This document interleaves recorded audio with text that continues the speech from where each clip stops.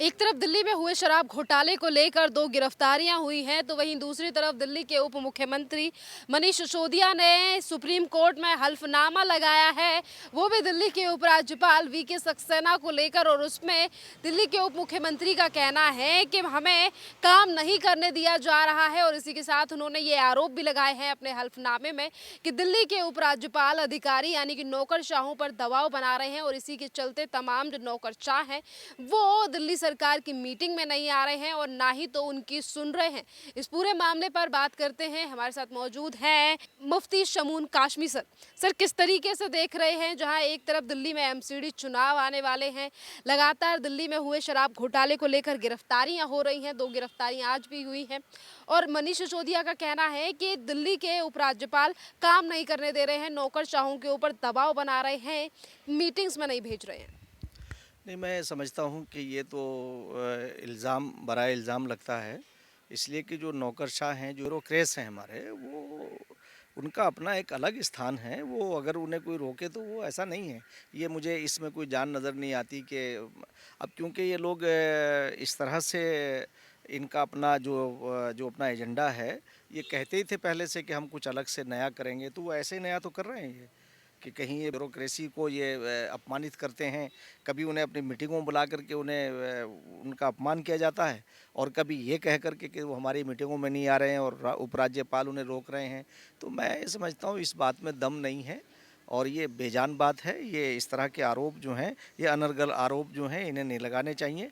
इन्हें अपनी खूबी तो, क्योंकि इन लोगों के पास कुछ है ही नहीं, यानी कुछ अलग करने के लिए आए थे, अलग तो कुछ किया नहीं। किया तो वैसे ही जैसे और नेता करते हैं, जैसे और पार्टियां करती हैं, वैसे इन्होंने भी किया, और बल्कि उनसे ज़्यादा आगे निकल गए। अगर हम कल जो है कॉमनवेल्थ घोटालों के लिए अगर हमने आंदोलन किया था, तो मैं समझता हूं कि एक आंदोलन की ज़रूरत अब भी है कि शराब घोटाले के ख़िलाफ़, और जो इन्होंने जिस तरह से जो है वो पैसे को बेतहाशा बहाया है, और जो एक क्लास जो 1-1.5 लाख में तैयार हो जाती है, उसे 25-25 लाख में स्मार्ट क्लासें बनाई हैं, तो ये भी एक घोटाला है, और इसके खिलाफ भी एक आंदोलन खड़ा होना चाहिए। मैं समझता हूँ कि इस पे सरकार को इसका संज्ञान लेना चाहिए, और कोई भी, इसलिए कि ये हमारे टैक्स का पैसा है, ये जनता का पैसा है, हमारे देश का पैसा है, वो ख़राब क्यों होना चाहिए। इसलिए उपराज्यपाल जी को इसके ऊपर ध्यान देना चाहिए, और उपराज्यपाल को बड़ी ईमानदारी के साथ इस निष्पक्ष होकर के ये जाँच करानी चाहिए। सर, एक तरफ उस पूरे मामले को लेकर जब दिल्ली में शराब घोटाला हुआ है, उसमें 2 गिरफ्तारियां हुई हैं, वहीं दिल्ली के मुख्यमंत्री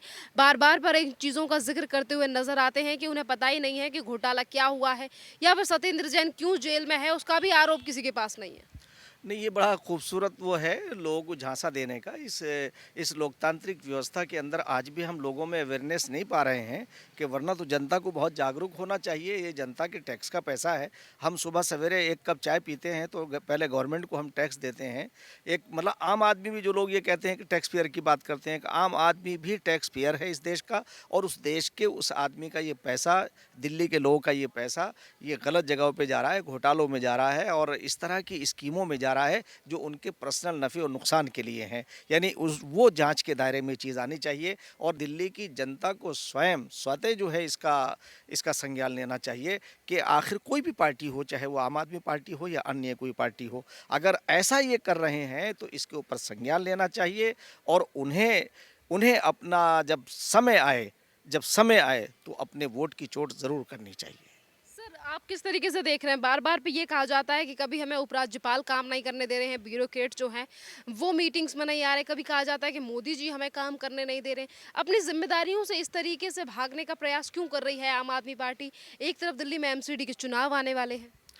नहीं, देखिए, ये इल्ज़ामात तो आज से नहीं, इन्हीं बातों को कह कर के तो वो आए हैं। एक ज़माना था कि तुम इतने बड़े आदमी के ऊपर आरोप लगाओ, इतने बड़े आदमी के साथ सामने जाके खड़े हों, तो उनकी बराबरी में तो आ ही जाओगे। ये तो उसका पुराना फंडा है। ये तो अरविंद केजरीवाल जी का पुराना फंडा है।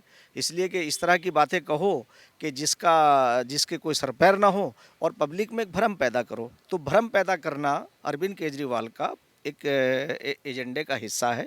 जैसे उन्होंने अपना एजेंडा छुपा के रखा था कि उस आंदोलन को बेसमय उसकी मौत हुई, और उस अन्ना आंदोलन के खात्मे का मतलब ये है कि करप्शन को बढ़ावा मिलना।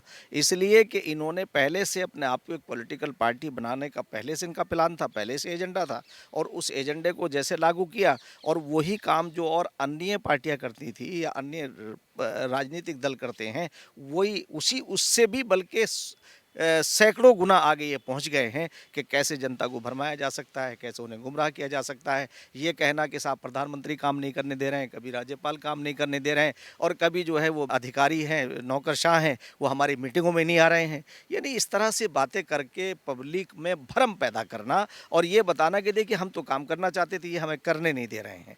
तो इसलिए ये मैं समझता हूँ कि ये अरविंद केजरीवाल को अपने इस चीज़ में, अपने चरित्र के अंदर चेंज लाना चाहिए। सर, ये जिस तरीके से बड़े-बड़े दावे किए जा रहे हैं, कुछ सुप्रीम कोर्ट में हल्फनामे लगाए जा रहे हैं, क्या दिल्ली की जनता इन तमाम चीज़ों पर भरोसा करेगी जिस तरीके के एलिगेशन आज दिल्ली सरकार की तरफ से लगाए जा रहे हैं, सिर्फ एमसीडी चुनाव को देखते हुए?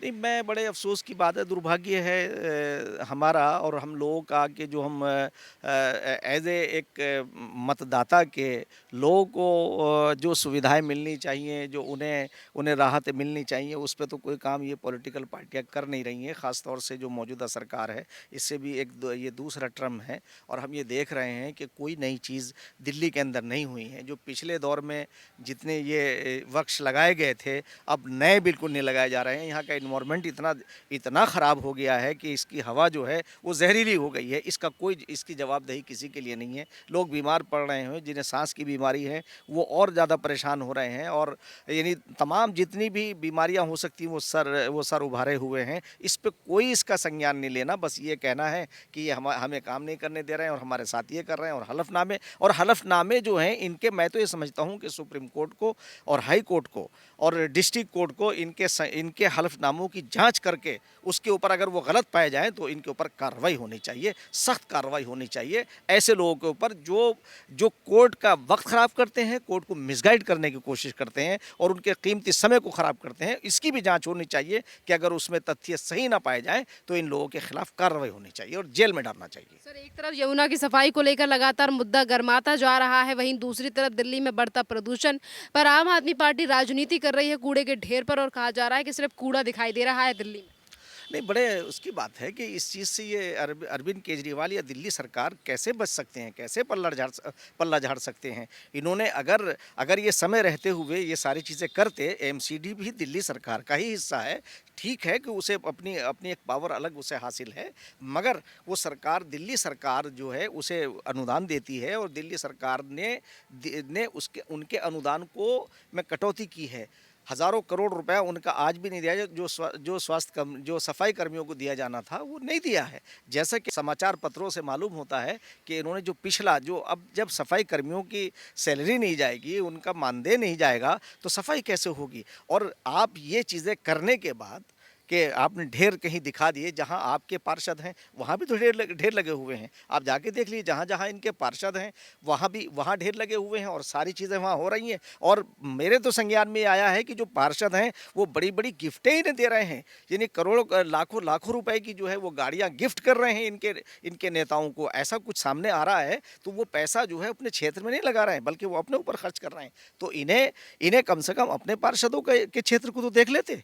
अगर अपने पार्षदों को, भाई मैं अपने आप को देखूं, मैं दूसरे के ऊपर उंगली ना उठाऊं। अगर मैं दूसरे के ऊपर उंगली उठा रहा हूं तो पहले अपने आप को तो देखूं, अपने आप को तो मैं सही साबित करूं। आपने कौन से अच्छे काम किए हैं ज़रा बताएं तो सही, 2-4 काम आकर के। आपने फ्री बिजली की बात की, 200 यूनिट आप दे रहे हैं, 1 यूनिट किसी का बढ़ जाए, बेचारे सैकड़ों लोग, हज़ारों लोग जो हैं इस बात की शिकायत करते हैं कि साहब ये क्या, ये तो बिल्कुल एक ऐसा जादूगर की तरह तुम काम कर रहे हो कि अगर किसी की 201 यूनिट हो गई तो उसके पास उसे जो है वो 8 रुपये के हिसाब से पे करना पड़ेगा। ये क्या है, ये कहाँ की आपकी छूट हुई। क्यों आप लोगों को इस तरह से गुमराह कर रहे हैं आप। तो ये गुमराह नहीं करना चाहिए। आपको जो चीज़ देनी है, जो सुविधा देनी है, वो सबको देनी चाहिए, और ट्रांसपेरेंसी के साथ, ईमानदारी के साथ देनी चाहिए। इसलिए कि ताकि जो है लोगों में, जो तुमने कहा है तुम्हारी करनी और कथनी में अंतर, और करनी और कथनी में अंतर तो ये है कि आज तक इन्होंने कौन सा वादा पूरा किया है। कहाँ इन्होंने दिल्ली को इंग्लैंड बना दिया। तो हम तो ये कहते हैं कि ये दिल्ली तो इंग्लैंड और पेरिस बन जाती, यकीनन पेरिस बन जाती। मगर कोई वाकई उसकी करनी और कथनी में अंतर नहीं होता। तो इसलिए स्वयं दिल्ली की जनता को जागरूक होना पड़ेगा और इन नेताओं से, किसी भी पार्टी की बात मैं अगर करूँ, यानी बीजेपी हो तो बीजेपी के नेताओं से भी उन्हें लिख करके लेना चाहिए और स्टाम्प पे लिखवा के लेना चाहिए कि अगर तुम हमारे एरिया में काम नहीं करोगे तो हम तुम्हें स्वयं जो है अपने आप को रिज़ाइन करना पड़ेगा। और इस तरह का कोई ऐसा फार्मूला ज़रूर आना चाहिए कि ताकि इनके ऊपर प्रतिबंध लगें और ये नेता आम लोगों को गुमराह न कर सकें। बहुत बहुत धन्यवाद सर।